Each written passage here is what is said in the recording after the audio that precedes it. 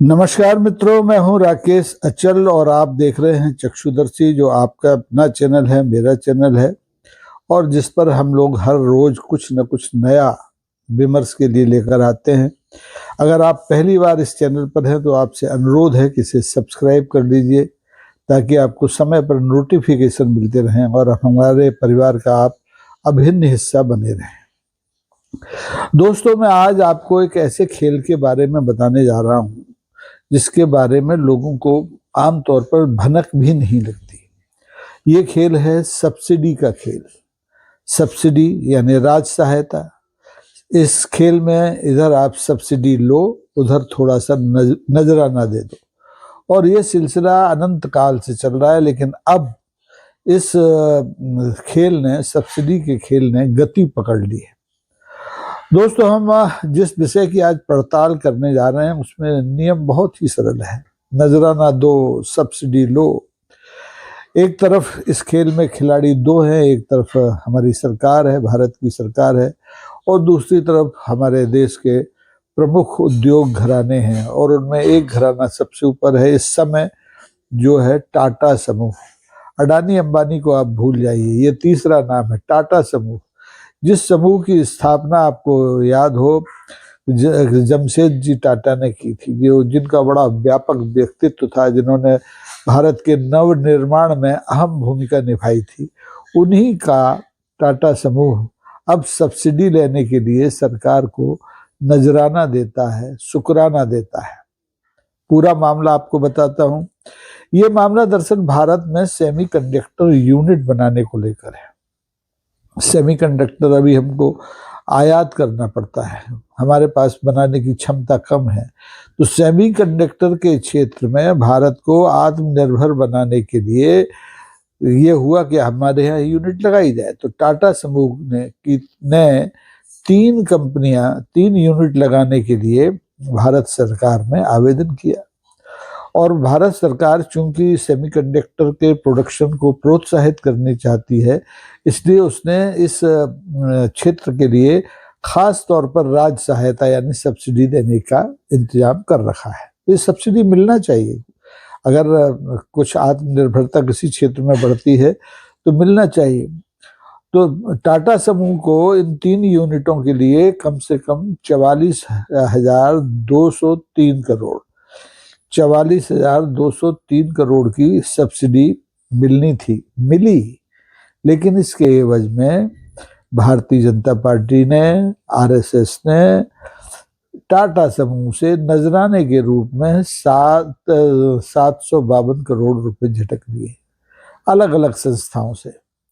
अब टाटा समूह है, चिप बनाएगा, भारत को आत्मनिर्भर बनाएगा इस क्षेत्र में।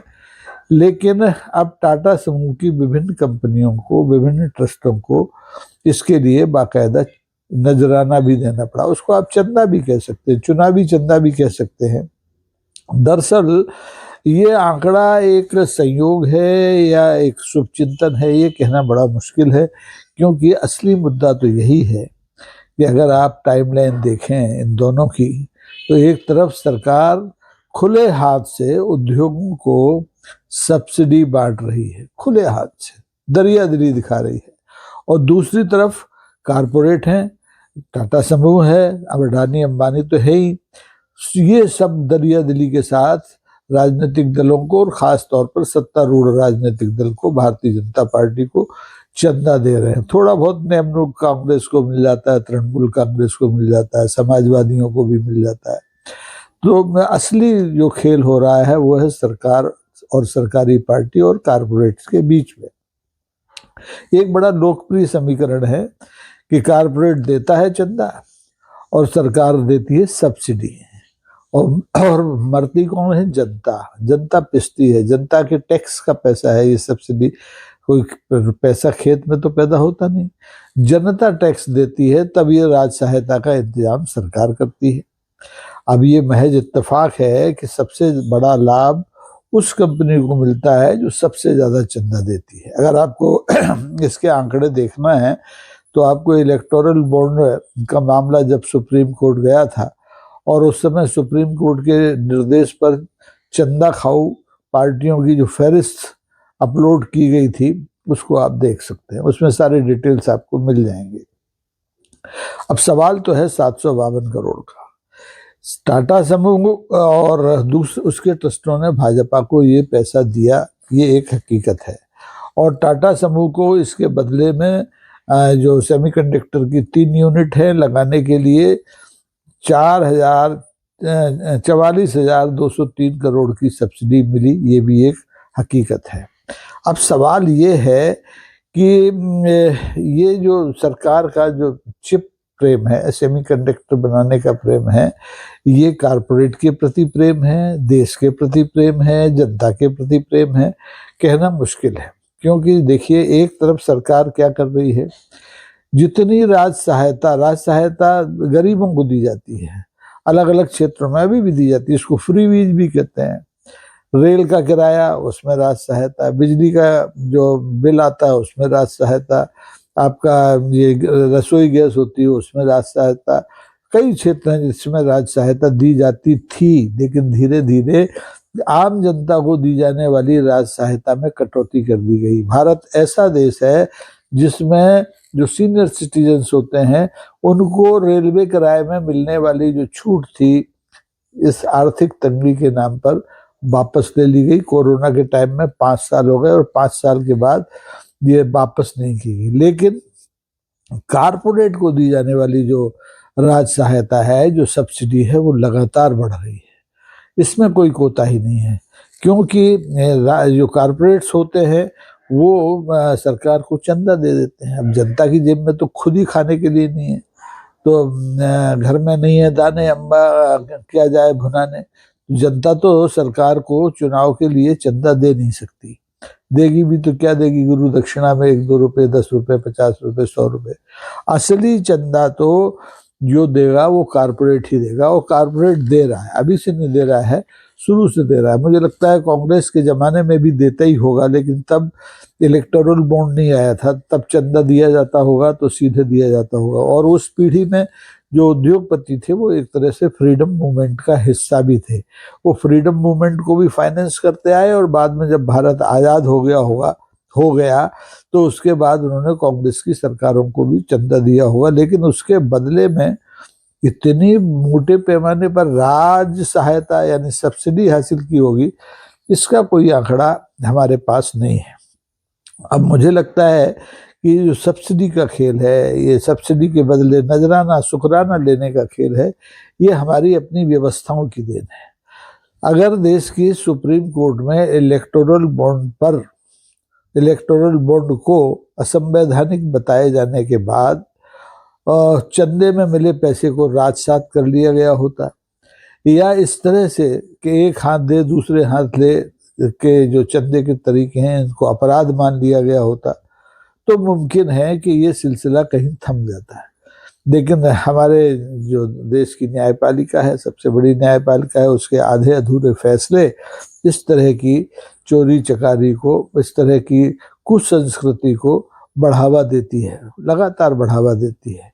अब ये जो मामला उजागर हुआ है टाटा समूह का, इसमें 2 बातें हुई। इसमें सरकार की प्रतिष्ठा उतनी खराब नहीं हुई, क्योंकि सरकारों पर तो चंदा लेने के, रिश्वत लेने के, नजराना शुक्राना लेने के आरोप लगते ही हैं। लेकिन टाटा समूह की प्रतिष्ठा पर एक बहुत बड़ा धब्बा लगा है, क्योंकि ये जो समूह है ये अपने उत्पादों की गुणवत्ता के लिए प्रतिष्ठित नहीं है, बल्कि ईमानदारी और राष्ट्रभक्ति के लिए भी प्रतिष्ठित है। रतन टाटा का आपने नाम सुना ही होगा, अभी कुछ समय पहले ही उनका निधन हुआ है। उन्होंने सादा जीवन उच्च विचार के सिद्धांत पर अमल करते हुए इस टाटा समूह को बहुत मजबूत बनाया। केवल भारत में नहीं, दुनिया के तमाम देशों में टाटा समूह काम कर रहा है। लेकिन अगर टाटा समूह इस तरीके से काम कर रहा है कि उसे सब्सिडी लेने के लिए नजराना देना पड़े, और वो भी करोड़ों में, 752 करोड़ थोड़ी बहुत रकम नहीं होती। अब इससे जाहिर हो चला है कि गुरु दक्षिणा लेने वाले संगठन जो पंजीकृत नहीं है, वो कैसे पूरे देश में अपने पंचतारा दफ्तर बना पा रहे हैं। ये संगठन कैसे विदेशों में लॉबिंग के लिए कंपनियां हायर कर पा रहे हैं। अमेरिका जैसे देश में लॉबिंग कराने के लिए अगर ये संगठन $33 लाख का भुगतान करते हैं तो जाहिर है कि ये पैसा इसी तरह से नजराने से या शुक्राने से इन संगठनों के पास आता होगा। असली सवाल ये है कि इस बारे में कानून करता होगा अपना काम, लेकिन सवाल पूछना होगा जनता को। जनता अगर सवाल नहीं पूछेगी, सरकार से सवाल नहीं पूछेगी, राजनीतिक दलों से सवाल नहीं पूछेगी, तो ये नजराना शुक्राना का खेल चलता रहेगा। इसको आप रिश्वत कहें तो मैं रिश्वत इसको नहीं मानता, जिसको मैं नजराना शुक्राना ही मानता हूँ, क्योंकि एक तरफ से आपने कुछ दिया और दूसरी तरफ से कुछ लिया, तो देने वाले ने, जिसने लाभ लिया, उसने आपका शुक्रिया अदा करने के लिए आपको पैसा दिया। उसने अपनी जेब से नहीं दिया, उसने आपसे ही लिया। राज सहायता अगर 44,203 करोड़ की ली और क्षमा कीजिए, और उसमें से अगर 752 करोड़ वापस कर दिए चंदे के रूप में, तो कौन सी बड़ी बात हो गई। उद्योगपतियों के लिए, औद्योगिक घरानों के लिए तो छोटी सी बात है, लेकिन आम जनता के लिए बहुत बड़ी बात है, क्योंकि उसके हिस्से की सब्सिडी काटी जा रही है, उसके हिस्से की राज सहायता लगातार बंद की जा रही है। पहले हर क्षेत्र में राज सहायता थी, मिट्टी के तेल में, शक्कर पर, राशन पर, ईंधन पर, किराए में, बिजली में, दवाओं में, सब में राज सहायता थी। लेकिन ये राज सहायता धीरे धीरे बंद कर दी गई, क्योंकि अभी ये इस राज सहायता के ऊपर पल रहे हैं देश के औद्योगिक घराने, और वो भी छोटे मोटे औद्योगिक घराने नहीं। अडानी, अंबानी, टाटा, अब टाटा तीसरे नंबर पर आ गए हैं। अभी तक अडानी और अंबानी की ये डबल ए की सरकार होती थी, अब इसमें टी और जुड़ गया है, डबल ए टी, 8। तो ये जो दुरूह संधि है औद्योगिक घरानों के और सरकार के बीच, इसे तोड़ा जाना चाहिए। इस मुद्दे पर जनता को सवाल करना चाहिए, और इस मुद्दे पर संसद में, इसी अगले हफ्ते संसद बैठेगी, उस संसद में भी बात होनी चाहिए, क्योंकि ये जनता के पैसे के दुरुपयोग की बात है। जनता को राज सहायता मिलनी चाहिए। जनता परेशान है, इस देश में 80 करोड़ जनता तो सरकार पे ही निर्भर है भोजन के लिए। तो ऐसे में आप किसी उद्योगपति को, औद्योगिक घराने को इतनी बड़ी मोटी राज सहायता कैसे दे सकते हैं। ये तो आपने राज सहायता दी है 44,203 करोड़ की, बैंक के अलग फाइनेंस करेंगे, तब जाके ये सेमीकंडक्टर यूनिट बनेंगे। लेकिन जनता को इससे क्या हासिल है? मेरे ख्याल से कुछ हासिल नहीं होगा, सिवाय महंगाई के, सिवाय बेरोजगारी के, और सिवाय तनाव के। तो अब ये आपकी अदालत में है ये मामला कि नजराना लो और सब्सिडी दो का जो सिद्धांत है, ये कितने दिन चले। जनता क्या इसको तोड़ पाएगी? क्या जनता इसे तोड़ना चाहती है? क्या इसके लिए जनता आंदोलित होगी, या अपने जनप्रतिनिधियों से सवाल खड़े करेगी? ये आने वाले दिनों के ऊपर निर्भर है। ये मैं आप पर छोड़ता हूँ कि आप अपनी प्रतिक्रिया दें कि क्या टाटा समूह, या टाटा तो नाम है, किसी भी औद्योगिक घराने को राज सहायता, वो भी करोड़ों, हजारों करोड़ में देने के लिए हजारों करोड़ का नजराना, शुक्राना या चंदा लिया जाना उचित है? अगर उचित नहीं है तो अपनी आवाज बुलंद कीजिए, और अगर उचित है तो तालियां बजाइए। ये आपके ऊपर है। आज का ये एपिसोड आपको कैसा लगा जरूर बताइए। आपकी प्रतिक्रिया की हम लोग प्रतीक्षा करेंगे। और फिर वही अनुरोध जाते जाते कि इसे सब्सक्राइब जरूर कीजिए, लाइक कीजिए, शेयर कीजिए, और प्रतिक्रिया जरूर दीजिए। आज के लिए बस इतना ही। बहुत बहुत धन्यवाद। नमस्कार। जय हिंद।